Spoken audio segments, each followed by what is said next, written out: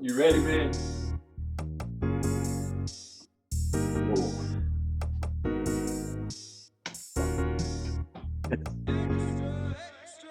Dude, I'm ready, man. I'm ready.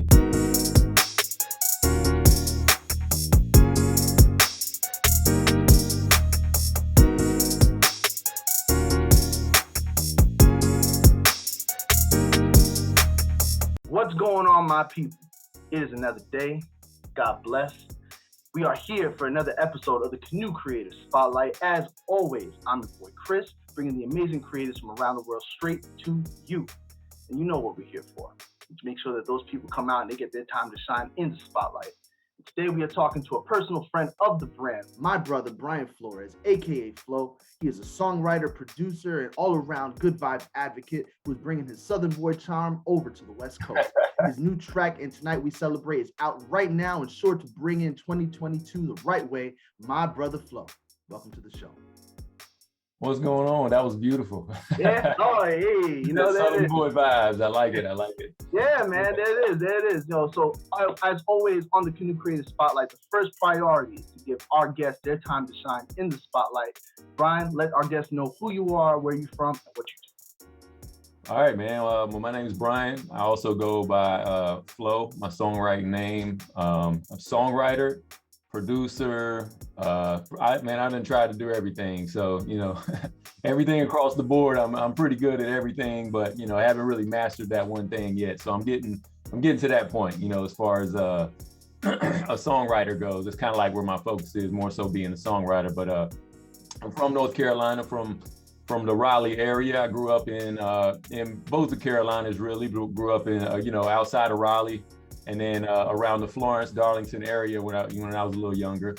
But yeah, man, that's pretty much, pretty much where it all started at. Yeah, for sure, brother, for sure. Yeah. So you've made the big move, obviously, over to the West Coast. You are a person who has kind of jumped all over. You have been out in New York, where we personally met, and got to connect. And blessings to you, my friend, for always being a true supporter of the brand and what I'm trying to do with Canoe. I clicked with you immediately, and I always kind of felt like you brought a vibe and an energy that was very receptive to the type of things that I was trying to do, and I felt like we spoke the same language. So you now obviously have relocated over to the West Coast, over to Seattle, and you are making great moves over there and making great connections. Let our guests know a little bit about Seattle and what that move has been like for you. Yeah, so, just a little bit before the journey started, like when I left North Carolina, I moved to DC, and I actually stopped doing music altogether. I stopped doing music altogether because like at that point in time, I had, was going through some like legal stuff. So I moved away to get away from that, to kind of distance myself. And it made me actually take like a 5-year, because I bounced across the country. I went to like San Francisco and then to New York, and now I'm out here in Seattle. But in between that whole time period, I was in a very like floundering place where like, my computer was down and there was all kinds of stuff going on financially. So it was like really tough for me, and I wasn't really doing anything in the music, it was kind of there, but wasn't really nothing was really moving for me. Like all the momentum I had left behind, you know what I mean? And so I kind of just wasn't even thinking about doing it again, but it was still there. And I was always writing in my head and writing on paper, but nothing was getting out on the mic or on the computer, or, creatively, nothing was there. You know what I mean? But when I finally moved out here to Seattle, it was kind of thanks to COVID kind of got me into it, even more heavy, because it allowed me more time in the house, to really kind of say, damn, like I really miss this type of stuff. You know what I mean? Because I at one point in time, I did have quite a bit of momentum rolling, you know what I mean? And then I just completely left it alone. And it was one of those things where I kind of needed that to grow, you know what I mean? Because I honestly feel like creatively, you only really grow unless you have something to pull from, and at that point in time, I kind of felt like I was reaching. I was trying to make stuff that was for everybody else and not for me, you know what I mean? So this whole journey of like traveling and going through certain experiences gave me a lot to talk about and a lot of things to kind of reflect on, which I think reflect in the music, you know what I mean? And so, but to get back to your original point with Seattle and how it is out here, what I learned from going to these different cities was trying to get integrated into these certain like areas, man, it's difficult because like you really have to spend time like going out and handing cards out and going to different places, like truly networking in person. And it's a hard thing to do if you're like me, somebody who don't really like to do those type of things, you know? So basically, I just did it. You know, I went on Instagram first, obviously started reaching out to some folks here in the area. And, you know, I guess my approach worked. You know what I mean? I was pretty low key about it, sent them some music and said, hey, if you guys like it, you know, it is what it is, it's work. Ended up working like that, met some other folks, and started coming across a lot of the events in the area where everybody will perform, and I would just show up and start networking and, you know, that type of deal. And things just keep rolling, man. And I guess if you got a good product and, you know, and you treat people right and talk to people right, you know, things just kind of line up for you. You know what I mean? You start coming across the right people. Even on Craigslist, believe it or not, I've tried on Craigslist and come across some really dope artists here and producers who are really connected. And you know, and it's one of those things that it's kind of opened my mind to like the power of networking in places that it will get you in new cities. But one thing I am learning about Seattle is that, you know, the community, not everybody in general, but the community in itself is so like music driven. This area here is so music driven that like creatively, everybody kind of knows everybody. You know, it's not like a huge city. You know what I mean? Right. So like it might seem like it, but it's very small when it comes to like the creative scene. And everybody here is just really dope and accepting of one another, which is really cool because, you know, coming from the East Coast, I think that the way it works there is a little bit different. You know, everybody kind of has a different way of looking at it. Like I have to have a crew and I have to have this, but here it's very inclusive. Once you get into it and you like music and you start messing with everybody, you know, it becomes a thing of like, you know, if your music fits with theirs, they'll work with you. It's a very collaborative environment out here in Seattle, and it's probably one of the most collaborative environments that I've been a part of in any city, and it's really dope. A lot of talent, you know what I mean? Talent everywhere, really. So and that's why your platform is such a good idea. You know what I mean? 100%, man. You touch on so many things that I want to dive deeper into. You know, Seattle is home of one of my favorite, you know, most respected artists, Jimi Hendrix, Kurt Cobain. You know, obviously from Seattle, and that's how I kind of understood the city. I always identified with those two artists. So there's so many things you talked about. First of all, I find it very interesting that platforms like Craigslist and other platforms like that, where people are just trying to search for other people, are still a main resource for creatives to find others. And it makes me understand that what we're trying to create with Canoe in itself is still so viable and so needed, because to have something like Craigslist, which, you know, serves a purpose and has done a great job for many people and helped you and others connect to other creatives, I think that to have such a kind of a network that's so wide ranging on all the type of subject matter it applies to, it just shows that there is a need for a service or something like that that provides a resource that all these creatives can go to and be like, yo, what is around you? Who's out here trying to do stuff? You know, who's trying to make things happen? Yeah, exactly. And I think the same thing with me on that point is like, you know, what Canoe does, it allows you, you know, to connect the things that you need. You know what I mean? Like for instance, as a producer, songwriter, right now, I'm trying to find female vocalists to sing my songs. I don't know where to go. I keep going to Craigslist. I might post the things, say, hey, I need female. But what if a good female songwriter, a singer, isn't on Craigslist or never goes there and never looks? Then I'll never come across them. You know what I mean? It's one of those things. Is, you know, you know, as a producer or a songwriter, you should always be trying to connect to new people, because, you know, new sounds create new things, and you know what I mean, that just, you never know where it might go. So it's like once you're connected to that whole network, it really becomes not easier, but a lot more, you know, a lot more could come out of it. You know what I mean? 100%. Yeah, I think that, you know, you coming from all these different areas around the country and kind of experiencing different temperatures of creativity. You know, I feel, me being from the Northeast, you know, New York, growing up in this area, I identify the creative, spectrum out here as very abundant. But the typical experience that I've had is that creatives either hoard their creativity to themselves, where they're just either afraid or they're just very, secure about it and they just don't really like to release it.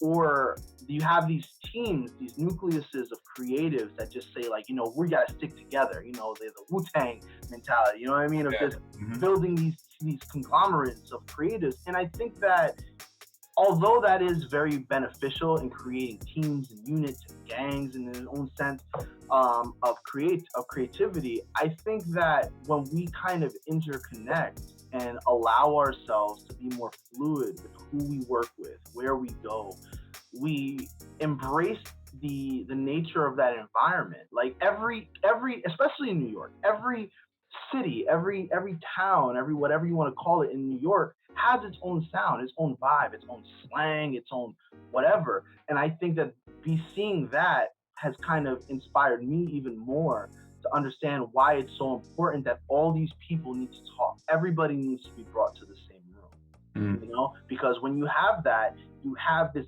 blending of cultures and experiences and preferences, and you end up coming out with a product that is, so diverse and so different sounding that the radio can't deny it.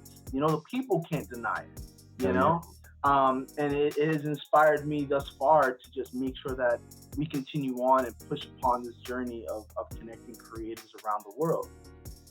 The other thing that I really find interesting is just the fact that you come from North Carolina, and I've always found that very interesting about you from the beginning, was that because your style and your, what you showed me of your music previous to you kind of getting back into it and everything, you don't strike me as the type of artist that came from North Carolina. It's just you had this very worldly sound to you that just sound very kind of genreless, you know what I mean? Where it had a hip hop edge, but you sound like you kind of apply it. And I've feel like you've even delved deeper into that with the things you've done with Lost in Paradise and your new things that you're doing in Seattle. So is there any aspect of the move over to the West Coast that has kind of inspired you to dive into like these Afro beats and all these other sounds? Or is it just the fact that you have experienced different cultures and different musical experiences around the country? Man, that's crazy. I'm glad you think that deep about my music, man. That's good stuff. That because it actually comes from like probably when I first started doing music, because my uncle like put me on when I was growing up. All I was listening to like in elementary and middle school was Tupac and all the West Coast rappers, all the West Coast music. And he liked it all, East Coast, West Coast, but that was kind of what I was gravitating towards because of Tupac and all that kind of stuff, and that kind of really gave me like a lot of but I had never been to the West Coast until, not too long ago, a handful of years ago. And then once I get here, then I started to really understand. And then recently when I moved here, I've been went down a couple of times to Oakland because my lady's from there. So we went down there, and it definitely does have a different vibe, and I love going down to the Bay to write music. And just because it has like just a different feel. And I honestly feel like traveling to me is an inspiration. It helps me write. So when I come to a certain place, you know what I mean? I think Afro beats. I was living in Brooklyn at the time, actually when I really started writing my first part of Afrobeat, because that's when I was really heavy into it at that point in time, listening to it all the time, just influenced at it and wanting to try new things, you know what I mean?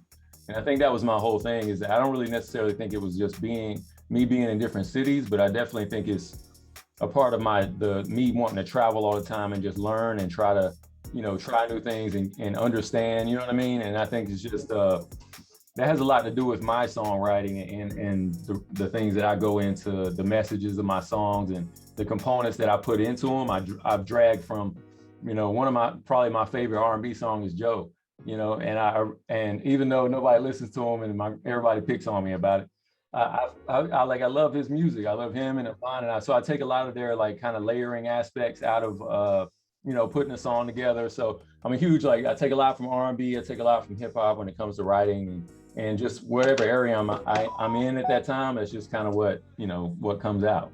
Yeah, man. I mean, the environments that we put ourselves in especially as musicians, inspire us in so many different ways. Probably more than any other creative demographic, because I've had experiences with filmmakers and photographers and other creative people, and I feel like music more than any other creative demographic has this ability to be so influenced by your environment and be so in to really take itself into like the preferences you have and the styles and the sounds you choose.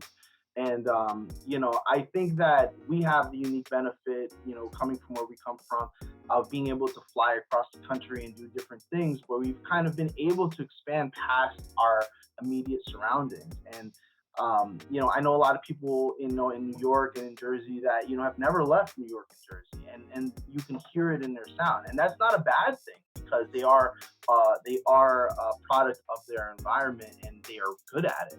But I think that when you actually expand your horizons and you allow yourself to not just go to new environments, but to really absorb yourself into the culture, go out into those places where you get to meet new people, I think that you allow yourself to be open-minded to like a whole new plethora of like sounds and scopes and perspectives.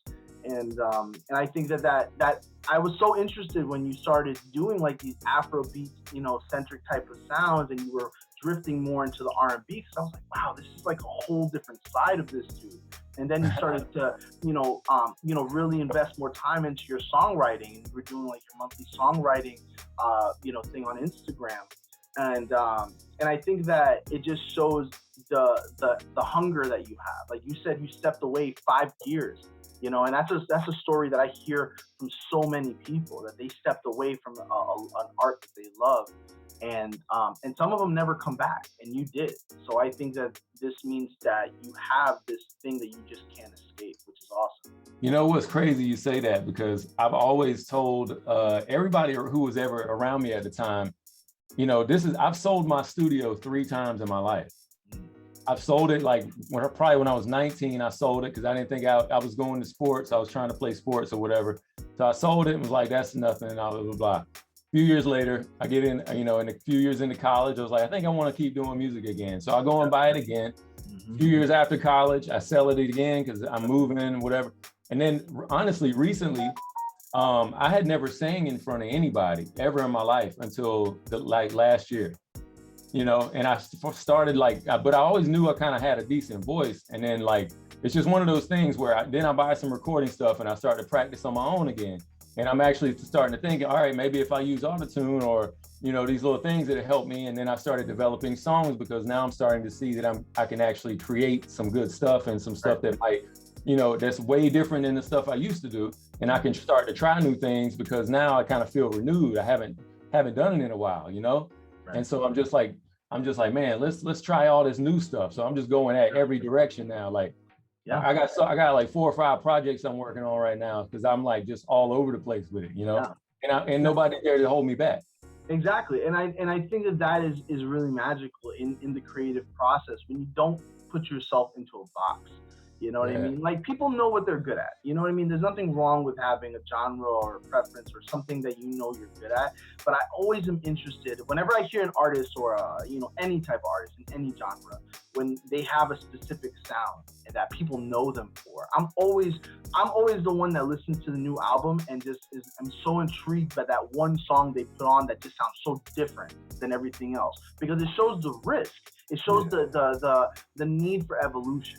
And as creatives, as artists, we are people that are constantly looking for new ways to evolve, new ways to express ourselves. We are not ones that are comfortable, just saying the same thing in a different way, And I feel like that's very reminiscent of the kind of artist that I see you to be, where it's just like, you gave it up 3 times, you know what I mean? And every time you come back, it's something. I wrote this song called N.E.W.S, a little while back, and it's all about that. It's about this inescapable feeling, this thing, this entity, something that just pulls you back in, and it just is inescapable. So I think it says a great thing about you, and a great thing about anybody that is constantly pulled back to the artistic nature, and it just shows that you still have something to say, you still have something to offer. Yeah, I also think it has a lot to do with the growth as a human being too. You know, to be able to understand the understand that, and for me, my confidence level hasn't always been the highest. Even though I knew I was good in my heart and in my mind, I knew I was the fucking man, you know what I mean? Or at least I knew I would be if I kept at it. You know, like there's been many instances where, like, you get booed a couple of times or whatever, and then you lose some confidence, and then you start to listen to your songs and lose confidence, and then when you don't see growth, that's when you really start to just kind of slow down, you know what I mean? And those things can really take a toll on you. But like, I think the older I've gotten now, I've gained a shell, and I'm to the point where I'm doing it for me now, you know what I mean? And it's a completely different product, because then you just don't give a fuck anymore, and to me that's been the biggest difference. And I think that's a lot of people's problem, is thinking about what other people think too much. Exactly. I think that a big part of the people that I've ever seen be successful, at any type of creative lifestyle, are the ones that started to realize that they have to do it for things beyond monetary value. You have to love this, because it's a struggle. It's an uphill battle. And there's always, no matter how established, the most established directors and songwriters and producers are still having naysayers. If anything, they have more, you know what I mean? That go on there and tell them they're trash, And I think that to have that thick skin and to learn how to value what it is that you contribute to the creative world, and do it for you, do it because you love it and because you just want to say it and you want to create it. I think that's when you start to really appreciate your artistic creations, because it comes from this real place of who you are, rather than what you want it to bring you, what you want the outcome to be. You know? Yep. Yeah, that's exactly right. Hell yeah. Yeah, dude. It says mounds about anybody that that continues to persevere past those naysayers, past the people that say that don't give constructive criticism, and I always. I feel like my whole journey through all of this has been all about making sure that people who want to create always have a means to do it. If you want to create and you want to find people and you want to build your catalog and network with people who really want to do stuff, I want to make sure that you have the resources to do so. And I want you to be enlightened to everybody around you that is going to uplift you and not bring you down, because we all are just one bad day away from just saying fuck it. You know what I mean? Like, just screw this all. I don't want to do this no more. No one believes in me, and that's rarely the case. Yeah. You know what I mean? There's a market out there for everything, and your life can evolve and change into ways that you don't even foresee it. Like, I never would have thought I would be one day creating a mobile application, but this is what life drove me into, and it has become my purpose beyond music. And I've still not stopped making music because I love it. But the same way that you discovered that in yourself, I had to discover that as well. Yeah, and everybody's timing is different. Mm-hmm. You know what I mean? Like, I used to be mad because I see like younger folks, you know what I mean, like early 20s, 18, 20, and then they're just they're just talking about like, their own personal experiences. And then I've looked back and I'm like, man, I wish I could have done that. But you know what I mean, at that point in time, but I wasn't confident enough in myself and my message. You know what I mean? I think everybody has their own timing. You can't really compare your journey. So, a lot of people stop doing stuff the older they get because they think it's a timing thing. But, you can make music forever. You know what I mean? It doesn't matter. It's one of those 100%. Things. Yeah. And I think one also thing that it's funny you say that, because I think a big thing that I also believe in is that we are living in probably the most fruitful creative time for us, because the technology, man, the educational resources, things that we didn't have 10 years to create. Who knows if we had the quality of Pro Tools, or the type of affordability and programs and gear that we have now, the type of things we could have made 10 years ago, and that also brings me into another thing that I wanted to bring up to you that I find interesting is I find you have kind of transitioned from not just being an artist but and a songwriter, but you have also stepped into the realm of production and started making your own stuff. What has that been like for you to kind of try to scope a sound that that you're comfortable with? What has that evolution been like for you? Man, to be honest with you, I started producing. I started producing in like 8th grade. So I've come across Fruity Loops from a dude in high school. I can't remember his name right now, but he basically, I was in there and he pulled up Fruity Loops, like the very first version of it, and was like, I heard these little clicks and pops, and I was like, what is this? Went back home and I ended up buying it just because and was playing on it. Yeah. And I think the next year I got into sampling real big because I guess in the area I was in, everybody was sampling and like Ninth Wonder type stuff. So I started sampling and I put together the Charlie Brown theme song. I chopped it up and turned it into a Charlie Brown dance. Yeah. And everybody loved it. Like I played it at a couple of family parties and everybody in the family loved it. And that's really, and that's really what part kind of kept me going as like an artist, is just get better because everybody danced to it at some parties. And I was like, this is cool. I thought that was really dope. But yeah, with the Charlie Brown, that's kind of what got me going. You know what I mean? Got me producing.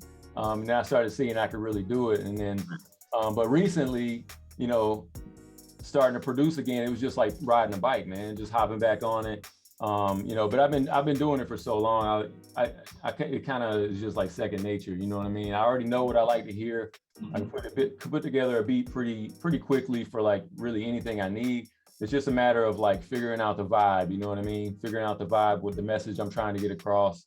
Right. And I'm still learning, man. Like every day it's a learning process because I would love to start incorporating more like live music, you know what I mean, into the whole thing and mixing. I'm learning how to mix. So there's just so many different things, you know what I mean, that you have to attack when it comes to music. But I just feel like there's a million things going on in my life. So to devote time to this is difficult. Of course. I mean, there's only so many hours in the day, right? You know what I mean?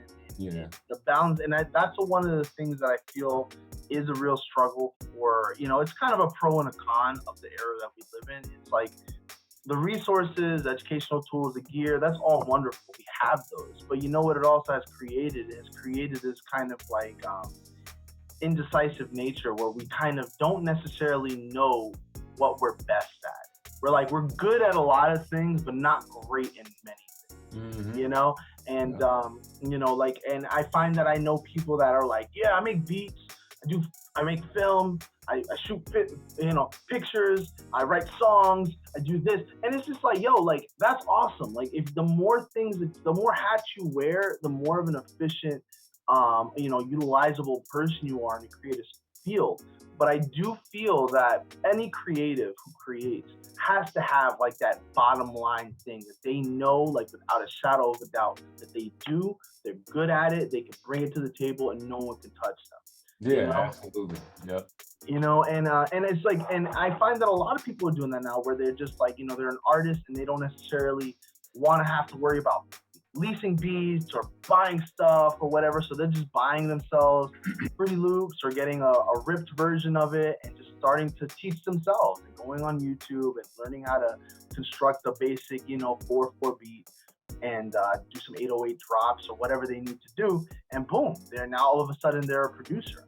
Yeah, man, I would recommend it. If you can do that, make your own stuff, man. Because first of all, I mean, I'm not saying that because like it's just better because you own everything. You know what I mean? You control it, where the beat goes. Like it's just so much easier to build from that point of view. But I can't lie, man. There's just so many dope producers, and it's hard not to write to a lot of stuff. And I know, it's so. No, it's true. It's true, and it's like as a songwriter myself, I delve more into the realm of rock, which I think rock kind of is different in its own sense that because there's live instrumentation, there's less of a need for like kind of like producers who produce rock. You know what I mean? Like in most rock, artists are playing their own instruments or doing stuff like that. So I feel like this is more in a hip hop, rap type of realm, R&B and stuff, especially. But it just goes without saying that I think that the more independence you can grant yourself when you want to create, the more freedom you have to just be yourself and create a sound that is truly yours, you know?